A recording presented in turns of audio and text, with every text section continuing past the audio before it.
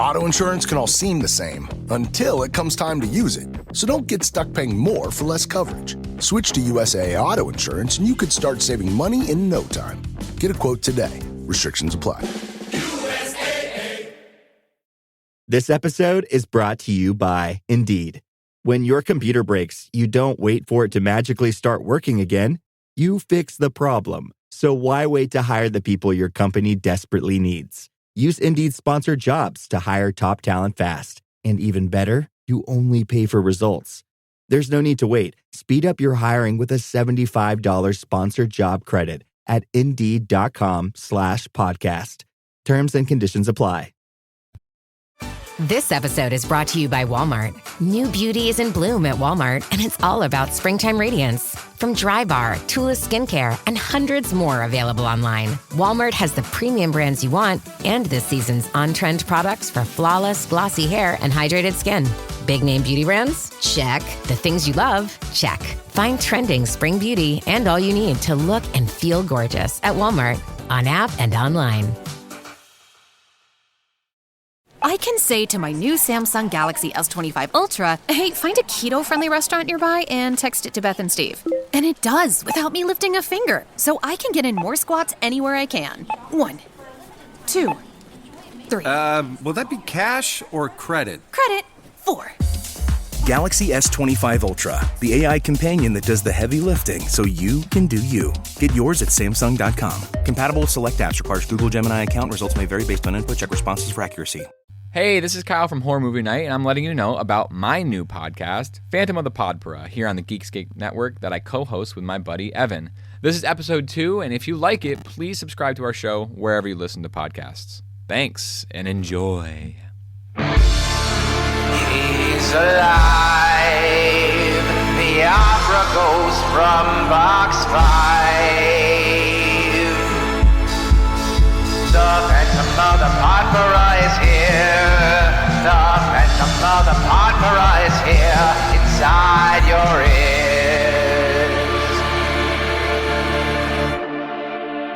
ears. Welcome back to, well, or maybe the first time. You say welcome back, but it's so early on that this is a Bonjour to Phantom of the Podpera. My name is Kyle Cookta. Je suis Evan Fonseca. Wow. Wow. Bilingual king, we stand him. If you're joining us for the first time because this is your first episode, or because this is the first episode. Yeah, welcome all around. Yeah. This is a good place to start. I would say episode 1 is a pretty good place to start. Yeah. If you want in on the lore. Yeah. So yeah, this is our sort of, I would say, our first adventure into it's the first formal episode. Yeah, into the I'm adaptations of tuxedo. You have a tuxedo. We are going to champagne. Wow. Whoa. That piqued my ears thing ringing. over here. Ow. Whoa. So join me, Evan, in I always a do. little bit of a champagne toast Yeah. to Opera Ghost. Opera Ghost. Champagne toast to the Toast to the ghost. Full throttle to the bottle. No matter what goes down in these next couple episodes, we need to honor the fact that this is the beginnings of something very important. Of something big. Of something huge. Yeah, he did know? something big. Um, Whether or not he should have done it, should have is different than could have. And I need everybody to remember that as we talk about this novel today. Oh, look at that, dude. That's like theater of the mind. Did you know that ASMR. Evan and I are thousands of miles away? I'm in Paris under the opera house. You wouldn't be caught dead in Paris. I would be caught dead in Paris. B, you know how stinky it must be down there. I'm not going down there for all of the gold. Period. I'm not. Period. Gold. I'm not going down in that little stinky lair for all of the francs in box 5. And this has to start with Gaston Leroux, and I think that it's important to dive into a little bit of how we even got to that novel. How Gaston Leroux did? Yeah. By all means, the only thing I know about Gaston Leroux is when he was a boy. Yes. He ate 4 dozen eggs every morning to help him get large. And then when he was a man, he ate 5 dozen eggs. and he was roughly the size of a barge. That's all I know about Gaston Leroux. I know that you can ask any Tom, Dick, or Stanley, and they would tell you whose team they prefer to be on. Gaston. I don't have that information here, and I actually think that we might be off on the wrong foot. Am I thinking of a different Gaston? Yeah. There's more than one. Yeah. But this is going to be fun for me because I do think that I get to lay a little bit of information on you. You are normally the person who has the fun facts that you just lay out, and I would imagine that as we go further and further into this that's going to happen. But I got to do a little bit of research and kind of lay down what Gaston is all about. Yeah. So. Born May 6th, 1868 in Paris, the son of a wealthy shipbuilder, Gaston Leroux. He was the official playmate of Prince Philippe, which is the Count of Paris. But at college listen, my sources are Wikipedia and the Daily Telegraph. And you don't have firsthand sources? Yeah. Well, you're not interviewing Prince Philippe? But I'm just, there's a lot of hearsay. You were my official playmate in college, but a lot of people don't know. I told you not to tell anybody about that. Yeah. So the official playmate type thing goes way back to Paris, and so he was the official playmate of Prince Philippe, which is. I don't even know what that means. And I also don't know. I don't like the sound of it. Hopefully it was sexy. It sounds lame. Not a ton is known about his childhood. If you come from a wealthy shipbuilder, you just kind of like exist in a rich whatever, I would assume. But he does go off to college to study law in Normandy. Okay. And he was doing quite well. He graduated. He stormed Normandy first. But the same year that he graduated, his father passed away. And his father, because he was this wealthy shipbuilder, left him an absolutely insane inheritance. You have to assume being a shipbuilder back in the day is the equivalent of being like owning like General Motors today. And that's the thing. He's born in 1868. Ships have been being built for a while. Big ship guy. Yeah. So like the if you are doing it well, he was probably doing just fine at that time in place. So when he passes and leaves Gaston a wild inheritance, everything. What is Gaston able to do with that money? What do you think he's able to do with that money? He's able to kick back, relax, and just do what he wants. You would think that would be a good move. Meaning, if I had a law degree because I was like, well, I got to make money, I'm going to be a lawyer. Sure. But my passion is interpretive dance. Yeah. If then I get a big inheritance, I'm like, cool. Like now I can focus on dance. I'm not saying cool. I'm going to go be a piece of shit. Now he's able to. He obviously goes on to be an author. He's able to write. Yeah. Wrong. He gambled and spent nearly all of his inheritance in 6 months. No. 6 months. 6 months. And listen, dude. I'm gonna be there's a factor of grief, maybe, involved here. 6 months. But that's a lot. That's a little amount of time, a lot of money. How old is he? Where does it get you? So he's born in 68. He graduated. I mean, he's a college graduate. He's a college graduate the same year. But between 18 and 23, we can assume because I don't know how college works. He's 21. He's 21 here. Okay, there you go. He's 21. I was technically right. I mean, I have the dates. Math is hard. So he spends all this inheritance. He goes into journalism. As far as I could tell, he was a lawyer or a clerk or something in that capacity for a little while, but he ended up going into journalism, and he worked as a court reporter and a theater critic. It doesn't matter what he did or how he felt about doing it. He could have loved being a court clerk. None of that matters because what he could have been doing is nothing. Right. He could have moved to the beach. You know what I'm saying? He could have been Gaston Le Chill and then just been like, yeah, I've got 1 million francs in the bank. And now I'm just going to do this. He had things to do. Imagine being like, I had a life where I had no boss. I mean, 6 months is both a lot and a little amount of time. Yeah. At 21, especially, that is a time of, a frame of reference is just like 2. Though we don't know, we weren't there. Like I've been in a Right, position, I've been in positions where like I've had things like imposed on me where you're like, who cares? I'll have fun then for the next 6 weeks. If it means that the fun train hits the station, rolls off a cliff in 6 months. And maybe he thought that like he didn't need that money beyond, he has this law degree. Kesha he has this mindset. Law degree. Yeah. We're gonna die young, baby. Very Kesha. Very I am here for a good time, not a long time. Yeah. Leroux is here for a good time, not a long time. YOLO.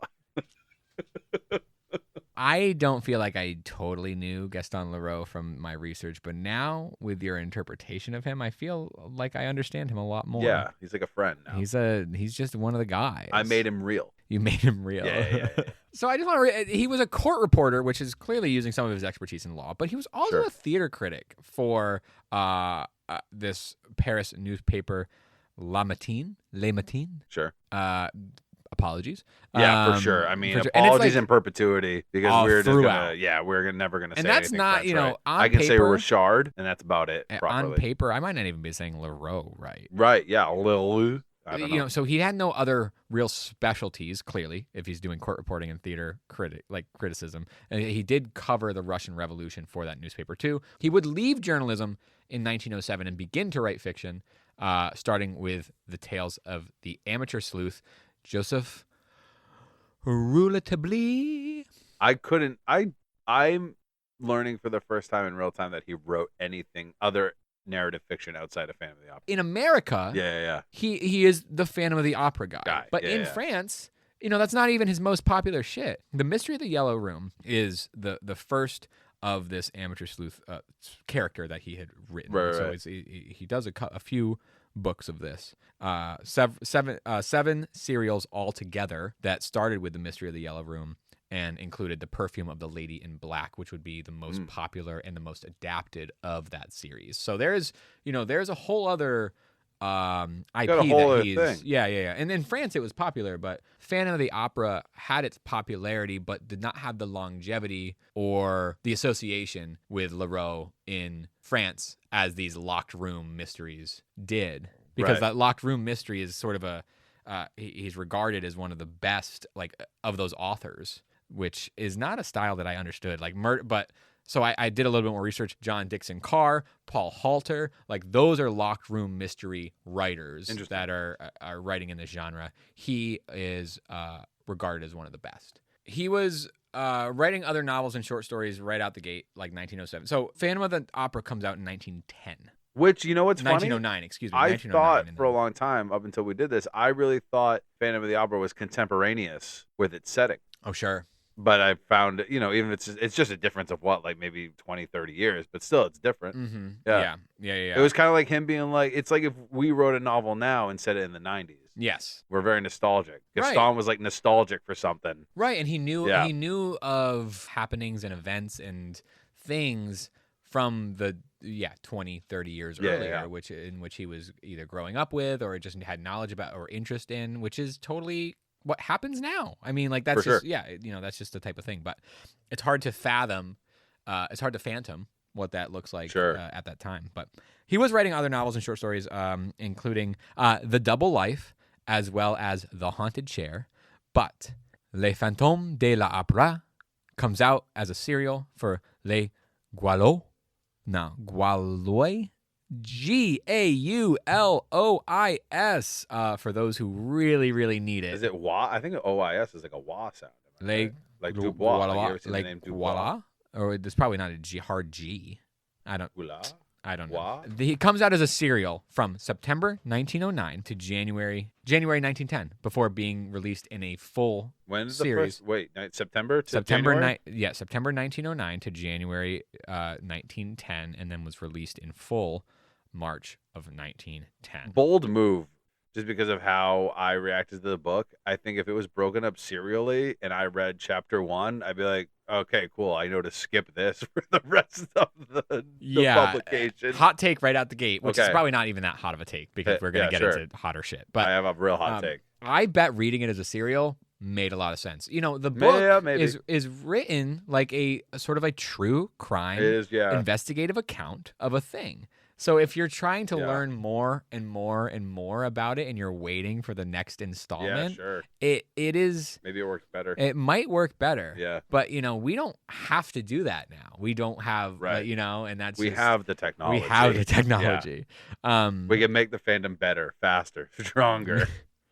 You knew by now that Phantom of the Opera is based on true stories. Yes, yeah, but like every time I read something that's like, did you know Gaston Leroux actually took a tour of the Paris Opera House and saw a thing with a thing and it made him write this, and it's like it always followed up with like, but none of this has been substantiated. Yeah. So like every time someone's like, did you know it's kind of true-ish? I'm like, yeah, I guess. Victor Hugo, when he wrote The Hunchback of Notre Dame, there's an account where they're like, he took a tour of the Cathedral of Notre Dame, and when he went up to the belfry, he saw carved into the wall someone had written the word fate. And then he was inspired to write about someone who lived up in the belfry or the bell tower. And I'm just like, that's the true parts of Phantom are kind of like that from everything I've seen. Yes. Is that like he saw a rowboat and was like, whose boat is that? And then I don't think you're far off from the research that I've done. just every sentence or everything I've ever seen regarding the trueness of Phantom of the Opera is just always disclaimed. And this is sort of where like urban legend meets, events that had happened, which is what he builds the whole story upon, right? Yeah. So the novel is partly inspired by events that occurred at the Paris Opera in the 19th century, and about an urban legend about the use of an actual skeleton in an 1841 production of The Marksman by Carl Maria von Weber. But that's exactly it. Do you know what I'm saying? It's like, someone was told to get a prop skeleton. They went and got one. We find out 5-10 years later, oopsie daisies, that was a real skeleton. And then along comes Gaston Leroux being like, yes, and there was a living skeleton in the basement. And it's like, shut up, dude. Shut your ass up, dog. It's tough because I agree. But it's also like, there was a skeleton. Shut up, dude. I don't mind hearing a story that's like, I don't know, Quentin Tarantino overheard two guys at a diner talking about their burgers and wondering what the burger would be called in France. And he thought, oh, that'd be funny if my characters had that conversation. That's fine. Or like, but I just hate someone be like, Gaston Leroux heard a creepy story and he turned it into a novel. It's like, oh, it was a creepy story. Well, someone in the props department got a skeleton A instead of skeleton B. All right, sick. Like, what are we talking about here? Like, I don't like Gaston Leroux. I guess I'm just also biased because this goddamn book. Yeah, so spoiler alert, Evan does not love this book. Here's my take. You want to hear my take? Yeah, no, we should get here it out. It is. Yeah, say it. Bad book.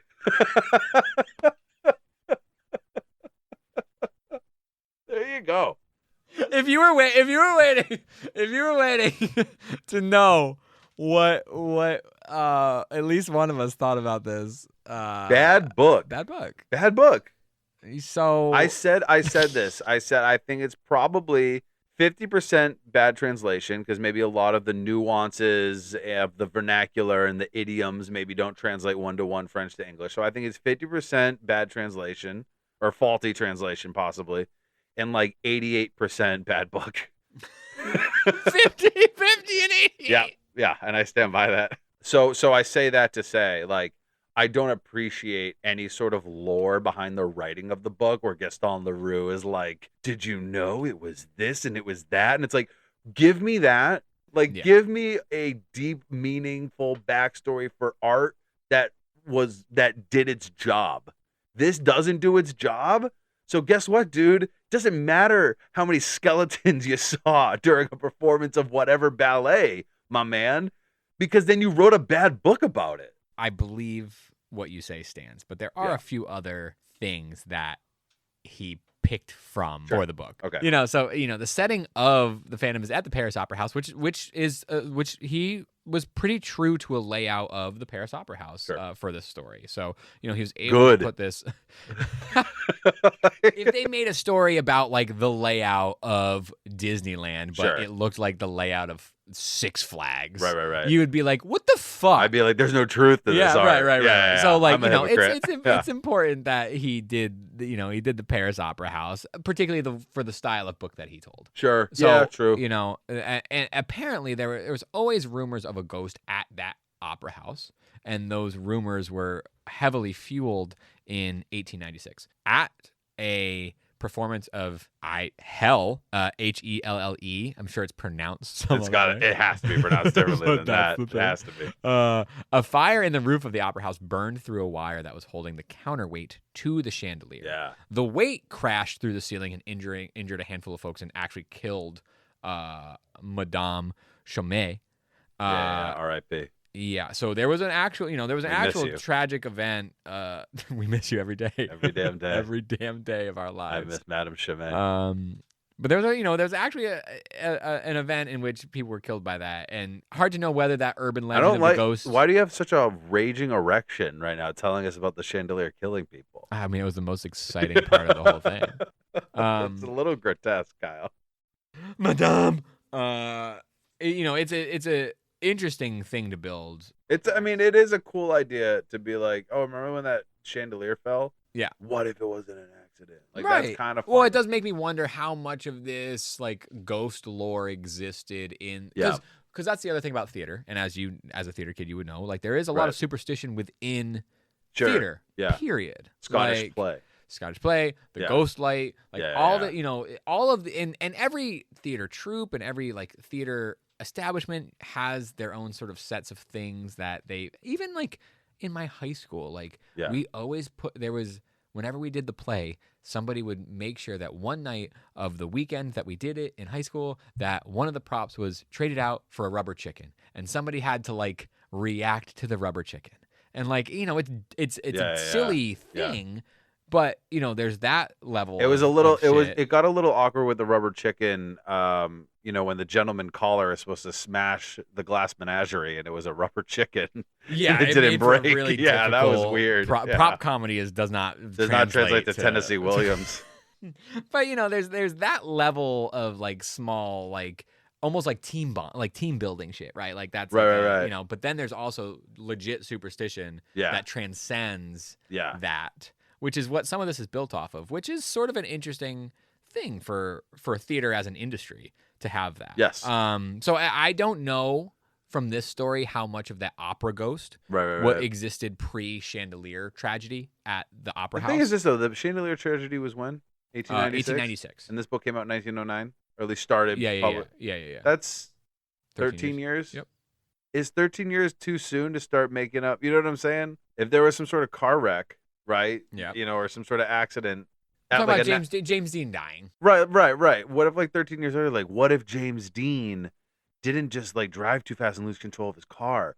What if a ghost popped out of the trunk and grabbed his hands? And it's like, at what point is it a little like tacky or like gauche to be like, like 13 years after like a terrible like accident happening and then being like, what if it wasn't an accident and a ghoul did it to these people? If I'm like that lady, if I'm Madame Chomet's grandson, which we don't know that I'm not. Yeah. We don't have the evidence. But if I'm her grandson, I'm just like, hey, man, fuck you, dude. Like, my grandma got crushed by a chandelier. And now you're writing a book that's like, what if it was a ghouly ghost? Yeah. Like, fuck out of here. But that's that stuff has to happen all the time, and not all of it comes into popular culture in the way that maybe Phantom of the Opera does. Like that shit happens. It's got to happen all the time.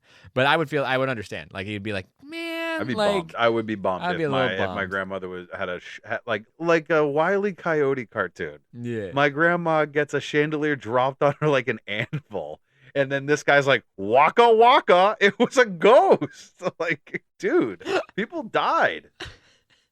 Bummer, dude. It was that's his reaction. C'est bummer. A couple more things just about the pre-existing context of where Phantom of the Opera comes from. There is an actual underground lake that is a giant cistern that is under the Opera House that is still used today. Poop lake. From what it's not as poopy. You haven't thought of the smell. According to the internet, they trained firefighters underneath that Opera House. How to like pump from a cistern or something? Who knows? How to deal with poop? I don't know. I don't know what they do. But I did find I was really intrigued. It seems like a lake that could catch on fire. I don't have a date for this article, but I found it on archive.org. Muriel Ribier was talking about the cultural setting for Phantom of the Opera, Sure. particularly about the Opera House. The Opera House also serves as a socioeconomic microcosm of Parisian life. Parisian? Yeah. Every generation and every tier of Parisian society is represented in that opera house, and everybody plays a part, however minor, to play in the novel. From the ballet boys and girls to the ancient decrepit machinists, from the wealthy subscribers, aristocrat merchants, and political grandees who may buy sexual favors from the dancers, to the grooms and the supernumeraries, that's a crazy word, supernumeraries hired for the day. So, but the opera house is a truly a microcosm of society. So you do have all walks of life in there. I think that's a very generous read of this. I don't think Gaston Leroux added that stuff because he was like, this is important. I think he added it because he went and he saw it. You know what I'm saying? Yeah. So I think it's just existed. He did it because it was real. I don't think he did it because he was like, oh, this is going to be a commentary on the socioeconomic hierarchy of Paris. He did it because he was just like, well, I went and took a tour and I saw stagehands, and then I also saw the leading prima donna soprano, and then I also saw the owners, but then I also saw a guy who drives a carriage. Yes. And he's like, so they're all going to be in my book. And he was like, gang's all here, Gaston, I guess. Shit. I'm curious, yeah, Evan, if you'd like to either get into the book now or would like to hear the reception to Phantom of the Opera. I would be fascinated to hear about the reception of this, because I think people will. I agree. I found it interesting to have gotten like before and then after the book, and then we'll get into the nitty-gritty What's weird though about all this too though is like, does it speak volumes about this volume? Does it speak volumes that like the conversation around the Phantom of the Opera is far more intriguing and compelling than the book? Well, it is. I mean, yes. Yeah. Because that's the whole thing. And that the adaptations are far more attention grabbing and do more to tug at your heartstrings and make you give a shit than the source material ever could. It is really wild that there is something, and this has got to be a technological thing though too. Yeah, I was gonna say. We're going to go through many eras of reincarnations and reinterest in Phantom of the Opera. This is our Eras tour. This is our Eras tour, for sure. This is my Eras tour. God bless. Yeah, this means a lot to me. And if you want to come watch us do this live, it's $500,000. There are eras of this that also I wonder that if at the turn of the century, when this book dropped, 1910. Yeah. The film industry is growing exponentially. We'll get into that. They didn't even have waffles, They didn't have Eggos. There's a lot that is happening as far as commerce, like the ability to make money off of any of this is all changing at that time. So it's like pretty fertile soil that even a lackluster thing like this book, which we both agree on is not that great. 50% bad translation, 88% bad book. Bad book. Yeah. Can spark the interest and the imagination for over a century. Yeah, well, post. it's the second I said it, I was reminded of one of my favorite movies ever. Is a movie called Get Over It, but it's a adaptation of Midsummer Night's Dream. Yeah. And then if you came to me going, hey Evan, a local theater troupe is doing Midsummer Night's Dream, do you want to go? I'd be like, miss me with that. Mm-hmm. Yeah. Oh, Evan, they're screening Get Over It at the multiplex. Do you want to go? I'm already here. Yes. Meet me here. I saved you a seat. So I see what you're saying, that it's like, that which leads us to the reception of Phantom of the Opera when it first came out. And history states that there was a lot of meh reactions to the novel. And rightfully so. He had 2 previously successful novels in the mystery genre.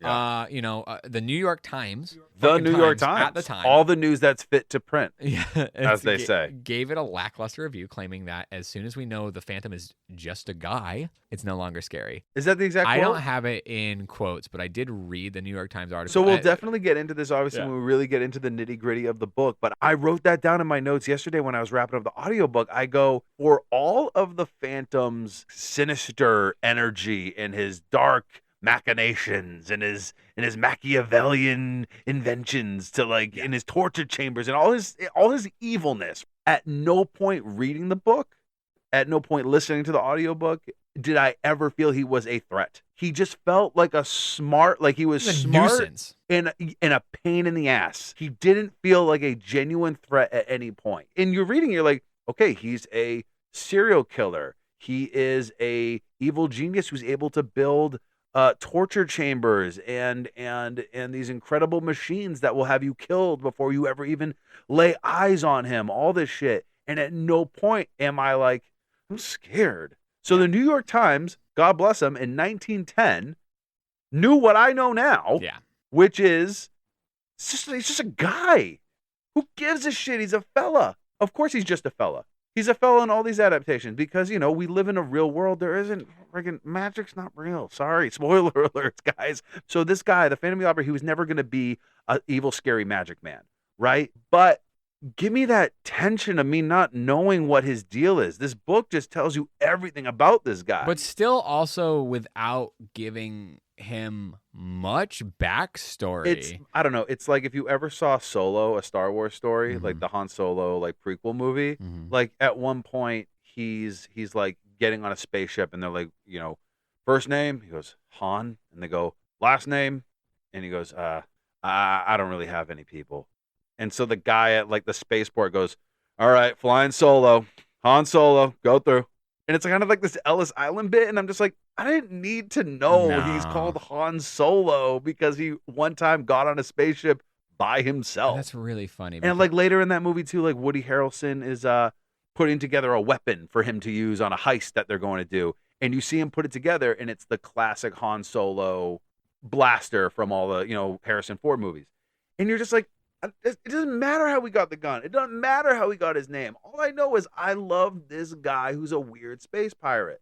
And that's the thing with the Phantom of the Opera. I don't care how he got there. I don't care how he learned to do magic tricks. I don't care where he learned to build a torture device. But give me some mystery. But you are talking about something that you had a preconceived notion of the character, and this is the first iteration. Yeah, I mean, true. you had True. a preconceived notion of the character because that is you've seen other iterations of the Phantom. Yeah, true. This is the first iteration of the Phantom. Listen how quickly I back down. No. Only Kyle can do that to me. Yeah, you're right. I'll shut the fuck. I'll shut up. I think that the Phantom has some shit to be desired as the way he's written here. If this makes sense to anyone who's read it or to you, I wanted less Eric, more Phantom. Yeah. If that Which makes is sense, even though they're one and the same technically.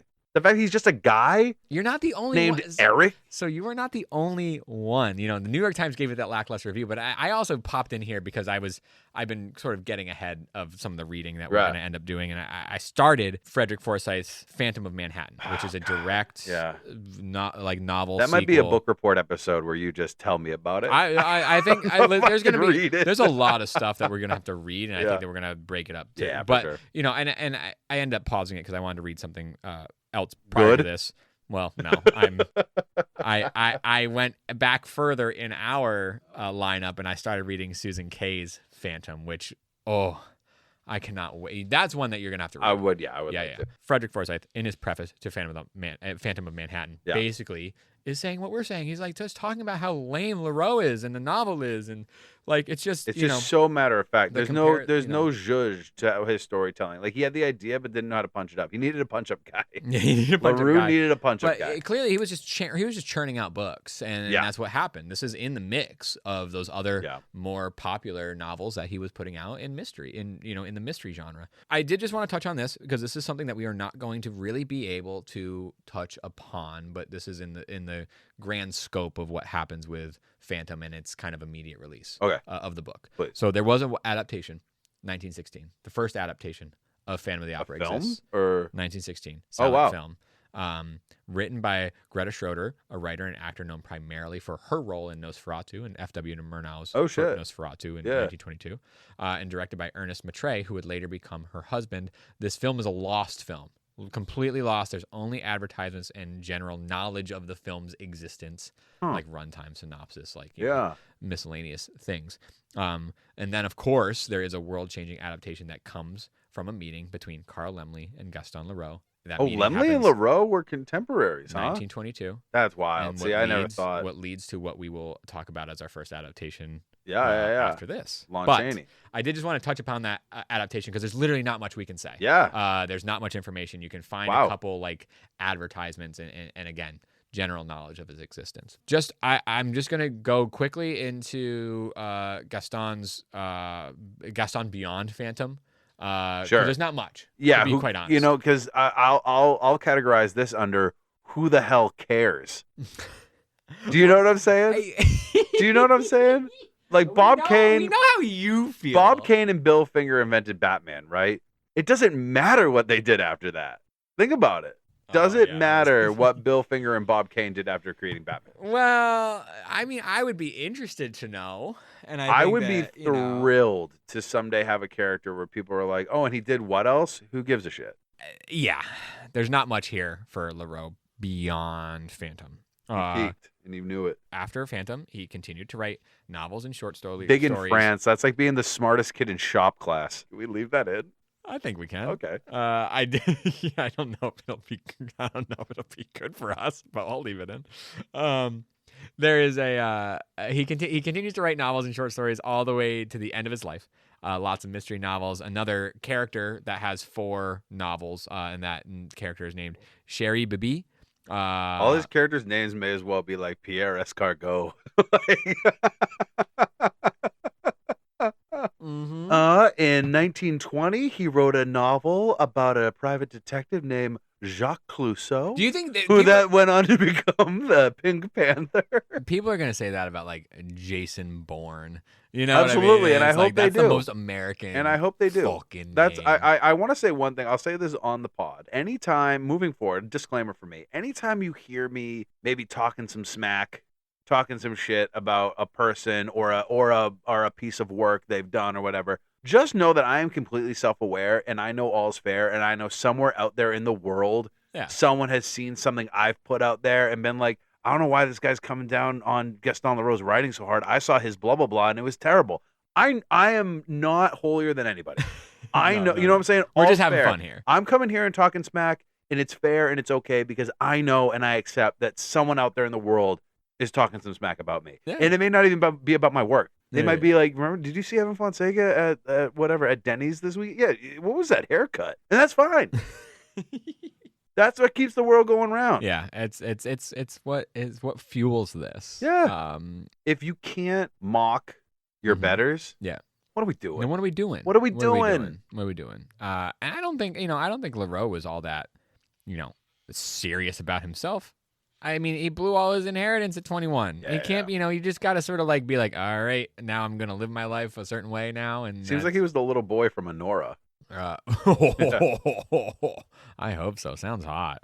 So he was just writing books. In 1919, he does team up with Renee Navarre and Arthur Bernade to found the Société des Ciné-Romans, where they would publish novels and then turn them into silent films. So it was like a factory of which they would churn out things that you could read. So and then Gaston also, Leroux was the original Netflix. He was the original Netflix, Yeah. where he was like, "These are you can read these, and then you can." Or I also- guess he was more the Well- original Reese Witherspoon, because that's what she's doing. She has her book club, and then whatever's really popular in the book club, she makes into a movie. Really? She owns the movie rights to every single book that's in the book club or whatever, the film and television. Very smart. And then it's when something really pops off or connects with the book club that she's like, well, there you go. Yeah. Like she's got her own readers. That's They're paying her probably Well, and so this was to be the readers. Absolutely. Do you love that I could only give Gaston Leroux props by shoving him through a Reese Witherspoon lens first? Yes. Like it had to go through the Witherspoon prism before I could be like, well done.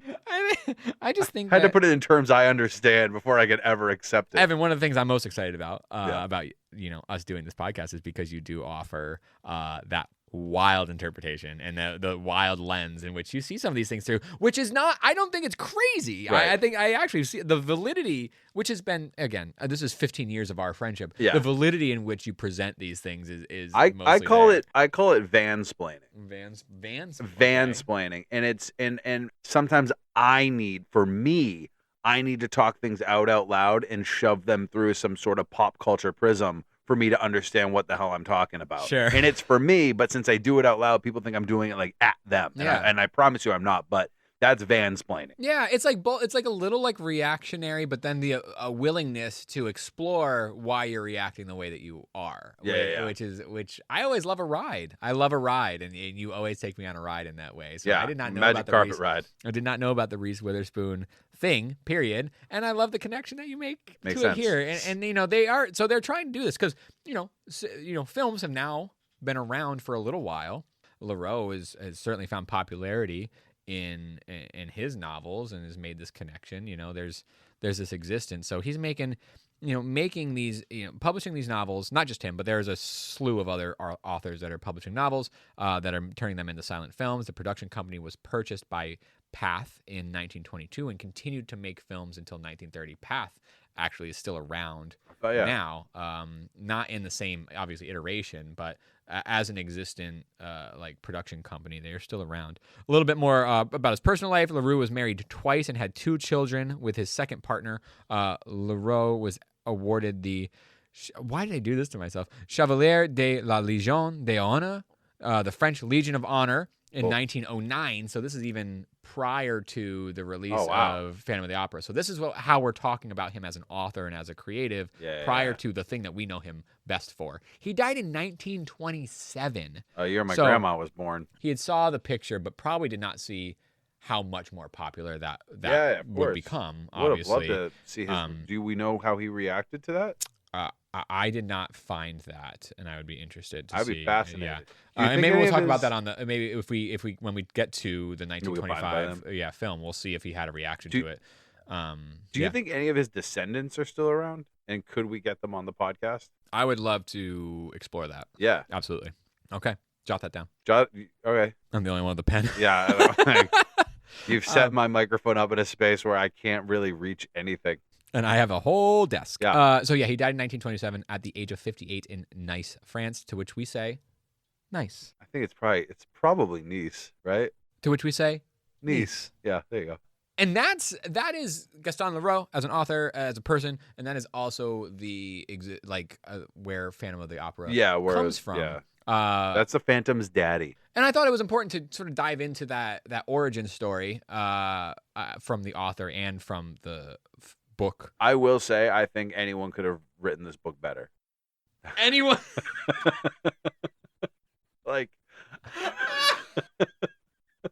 It's like anyone. Listen, I'm glad you think that his experience lent itself to his writing process, but I think anyone else could have done a better job. I'm excited for people to understand us better as people through this podcast. I live in absolutes. Yeah, and I live in benefit of the doubt.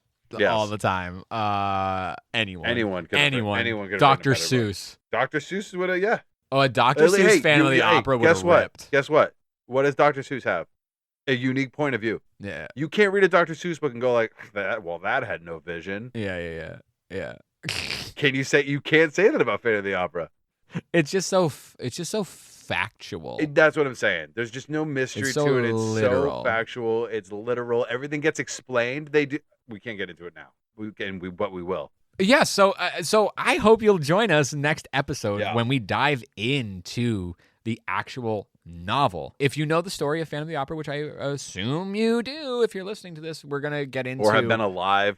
In the past 30 years at any point. We're going to be if able you're to talk anyone about... who's ever been alive anywhere at any time, you probably have some sort of familiarity. Yeah, I would. Of course. There was a Care Bears episode. Did you put that on your list? There's like a Care Bears episode that's like Phantom of the Opera. Yes. I remember that. That was one of my first VHS tapes. And it's like a phantom bear that they were like, oh my God, Huggy Bear, right, from Starsky and Hutch. Like, Huggy Bear, what are you doing here? Don't look at me like that. For the listener at home, Kyle's looking at me like I just started speaking parcel tongue. I can imagine if you're listening, you probably wore the same face that I did. He went from Care Bears to Starsky and Hutch off of Phantom of the Opera. Yeah. Welcome to my brain. I hate it here. This is the thrill of it. I'm hopping on and off of roller coasters all day, every day in my brain, but they're not stopping at the station. No. I have to time it like run and jump. That's my life. That's my brain. It's unsafe. It's undiagnosed. I hope you join us next week on Phantom of the Pod Pro. You can find us on social media, on Instagram primarily, at Phantom of the Pod Pro. Subscribe and leave a review wherever you listen to podcasts. And thank you to Geekscape for having us on their network. You can follow them on so many shows. So many shows. See you next week.